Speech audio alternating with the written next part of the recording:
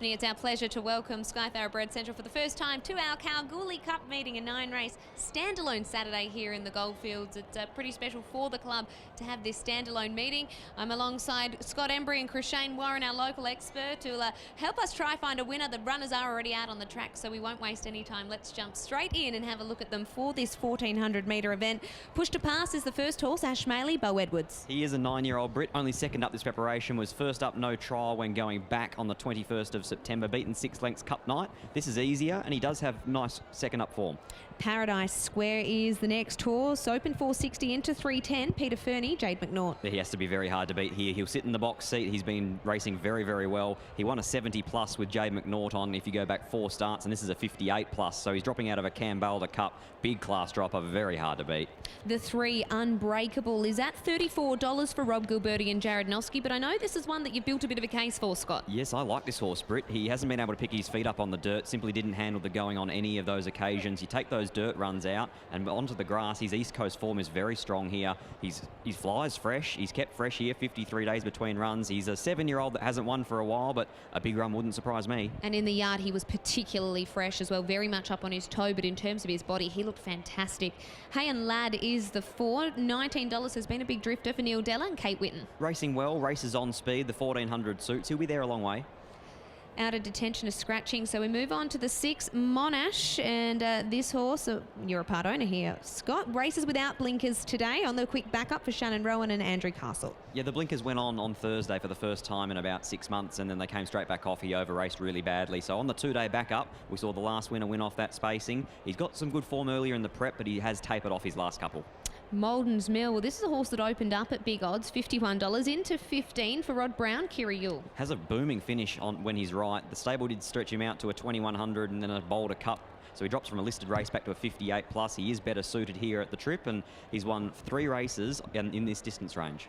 On the Terps is the 8 for David Harrison, and it must be said Craig Newitt is riding this track particularly well. He's just a particularly good rider, I think, Craig Newitt. He's really flying here. He and Willie Pike have dominated this Kalgoorlie Carnival so far. He draws a gate. He's well placed in this on the Terps. I think he is hard to beat, but he can be very poor in the gates.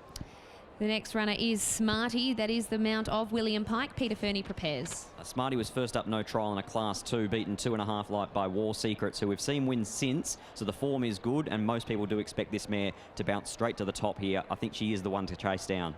Chaya scratching, the 11 Ice Crasher, Neville Newton and Christy Bennett. This is another one I could make a case for at a big price, Britt. Hasn't won from 8 starts here at the track, a month between runs. Christy Bennett goes on. Her minimum riding weight is 52, so doesn't quite claim all 3, but it's been racing very well without luck. And the 12, the DeLorean for Pat Birmingham and Lucy Warwick. Second up this preparation, not for me, Britt, looking for a little bit further and a little bit easier. All right, what are your top 4 numbers here, Scott? Britt, I've ended up 9, 3, 2, 8. I'm with Smarty on top from 3 Unbreakable, 2 Paradise Square and 8 on the Terps. I'm going with the favourite Smarty to lead all the way, but I think that we can get a run out of the Gilberti trained on Unbreakable. And it's at a nice price. Chrisshane, you've cast your eye over them. What took your eye? Yeah, number 9, Smarty, pick of the yard, Brittany. She was a nice mover in the yard. I think Galar 4-year-old mare has a lot of raw ability, but once she matures, she's going to be a real nice horse. So go with the market mover. Pick of the yard, number 9, Smarty, as they're moving in. And we saw War Secrets really frank that form earlier with a very impressive win. All right, the line is forming very nicely. Here's Darren for the call. Last 3 runners to move in. Push to Pass on the Terps, and Monash will race without the blinkers this afternoon. Sported them there on Thursday. Backs up this afternoon here at the Cup Day card. Last couple of runners to move on in. 290 for Smarty, firms in. It's the favourite here ahead of Paradise Square. Smarty into favouritism. William Pike aboard. Treble for him this afternoon. 2 for Froggy Newitt. Now waiting on the Terps and Push to Pass. Push to Pass coming up the grey. Late scratching in the Cup on Vet's advice. One of the outsiders, Boomer Lacquer, unfortunately not coming up to scratch and ruled out. Little hold up over there at the 1400. Not quite sure what the actual reason is, but the rider of the DeLorean's out of the saddle. That I can see. Now, have they got the DeLorean in? Lucy Warwick walks across towards the back of the starting gates. A towel has been hoisted out of the machine, and there are the red lights, so we'll see them off and running any tick of the clock. 7th for the day. Red lights are ablaze on top of the starting gates at the 1400. Craig Newitt to bring on the Terps up towards its stall. Gee, a brilliant ride to get home on Palmer Marenti earlier. Goes in, completes the line, they're set. Stand by for a start. Perfect day for the Cup of 2019, and they're ready to fly. Race 7. They're off, and on the Terps is the last of them to leave the gates. First away, Unbreakable, showing dashing speed. Driving out as well, Paradise Square. Going up is Hay and Lad, also the DeLorean, and Smarty's in that group as well as they complete 250. In behind them came Monash and Maldon's Mill, pushed to pass. On the Terps is second last, and 2 lengths behind those when they get going. Travelling down the back straight, last of all is Ice Crusher, and so along past the 950, and Unbreakable held the front. Led a half a length on Hay and Lad, who goes up there to sit at his quarters. A length away over on the inside, Paradise Square getting a good run as they head out to the side of the track. They're being followed by the DeLorean. Between horses, Smarty. 2 lengths to Maldon's Mill, back there in company with Monash, and pushed to pass the grey. It's out 3 deep. Further back in the field is On the Terps, and last of all is Ice Crusher. Unbreakable snuck a length and a half clear at the 400 mark, nearing the home bend. Unbreakable clear now from Hay and Lad. Paradise Square looking to work out off the fence at the top of the home straight. Now sees a bit of daylight. Pike calls upon Smarty. Maldon's Mills over near the rail, and Monash headed the remainder. 200 left to go, and Smarty let down and sprinted up. Races to the lead. Paradise Square tries to go with it. It's Smarty on the outside of Paradise Square. He's going to do it once again, W. Pike, and Smarty too good. Smarty won from the stablemate Paradise Square. Not sure about third, Maldon's Mill on the Terps, who got out of the ground late. Unbreakable was there as well, followed closely by Monash, and Hay and Lad pushed to pass. Further back is the DeLorean, and Ice Crusher always back there at the rear of proceedings. Number 9, Smarty, ridden by William Pike. It's like Groundhog Day here at the moment. Second up for the Peter Fernie stable, another win for Kambana Lodge. And Smarty had that sweetest of runs just behind them, and as soon as Pike gave it a little dig in the ribs, away it went.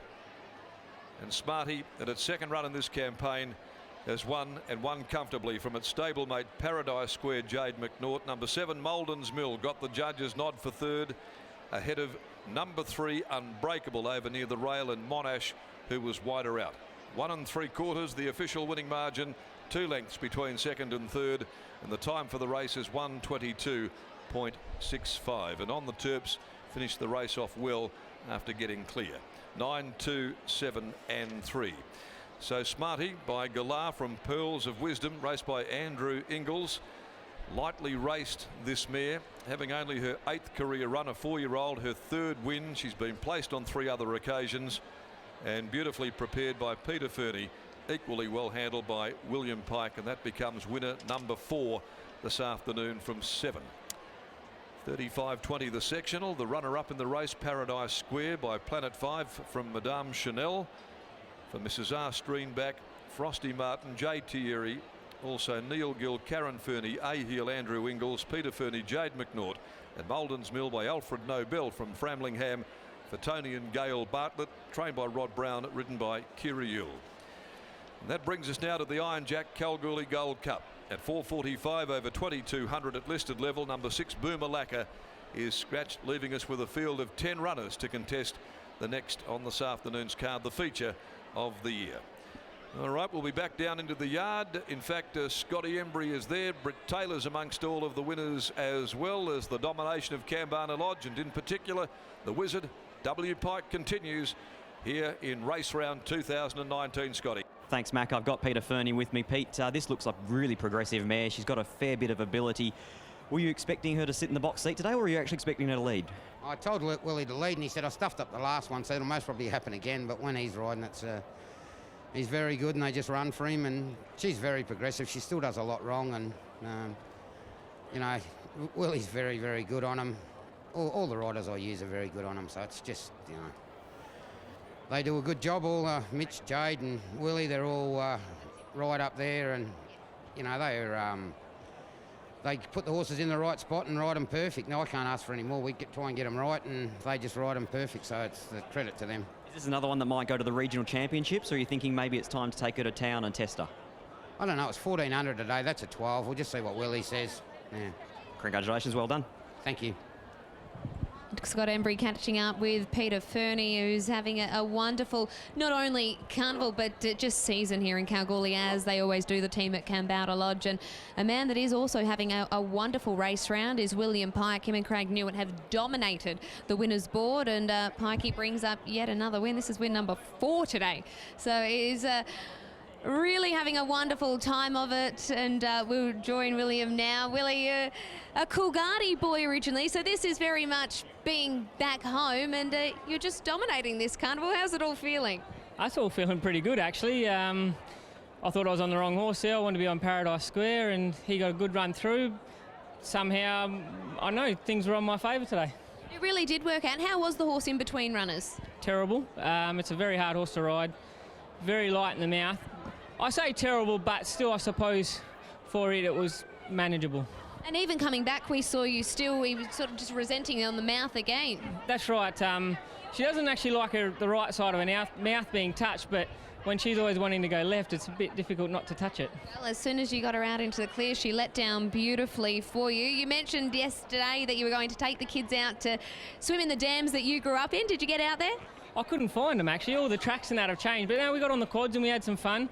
I think we were about 10 minutes in before we got a flat tyre, so it was all a bit of a letdown, but it was good fun. A lot of tracks and things have changed. I couldn't find a few of the places, but I did find some of the others, and an awful lot. You know, sometimes you say nothing's changed, but I think an awful lot has changed. I'm sure it has. One thing that hasn't changed is your ability here in the saddle. Well done. Thank you. William Pike, yet another winner on this Kalgoorlie round, is just in fine form, as he always is, and great that he's been able to bring his kids for the first time to where he grew up here. The next one, it is the big one. It's the Kalgoorlie Cup, so don't go anywhere. Weight now has just been notified following the running of race 7, the Suez Handicap.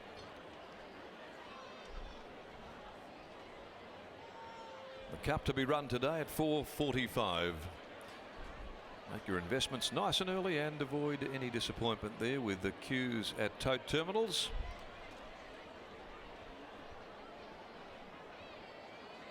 $26 minutes away from the running of the $130,000 Iron Jack Kalgoorlie Gold Cup. It's correct weight 9, 2, 7 and 3. Winner number 4 this afternoon for William Pike. Another one for the Kambowda Lodge team of Peter Fernie. Let's go down to Crashane Warren with the introduction of the trophy presentation after race 7. Thanks for that, Darren. The Suez Handicap we've just witnessed over 1,400 metres, taken out by Smarty, and she's still learning what it's all about. And folks, look out for her next preparation once she matures. Number 9, Smarty. Peter Fernie, William Pike combining once again. For a trophy presentation and to commence proceedings, we welcome back Mr. Sam Brooke, Vice Chairman of the Kalgoorlie Boulder Racing Club.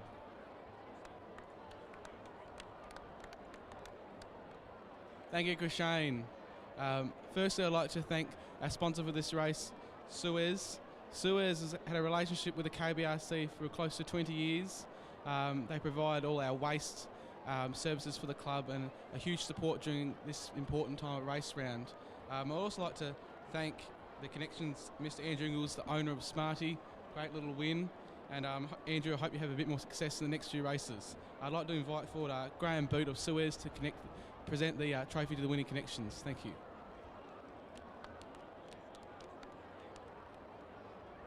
Thank you very much, everybody. Suez, we really appreciate the association that we have with the race club. Great race today. I hope you all enjoyed it, and congratulations to everybody for winning this Suez Handicap. So I'd like to present this trophy. Come on up. Come on up. Come on. No, it's all right. So here we go. Happy days. Very congratulations. Thank you very much. Thank you. Yes, very exciting to win that race by Smarty, which is a horse that I've bred. I'd like to thank Suez for their sponsorship at the KBRC. They are the specialists in poo and wee, and they take a lot of it away in the big bins around the place, and I'm sure they're going to have a bit of work to do come tomorrow morning and into Monday. So it's a big appreciation for them to putting their money in and their assistance into the race club as well. I'd like to thank Peter Fernie, my great mate, who's a wonderful trainer. The way that he prepares his horses is fantastic. Willie Pike, the jockey, who is something very special. And even Willie getting off the horse, then he goes, I tell you what, don't tell him, don't give him a big head, he goes, but the way that he prepares his horses is something special. So Peter loves the horses, and I love him. So thank you very much.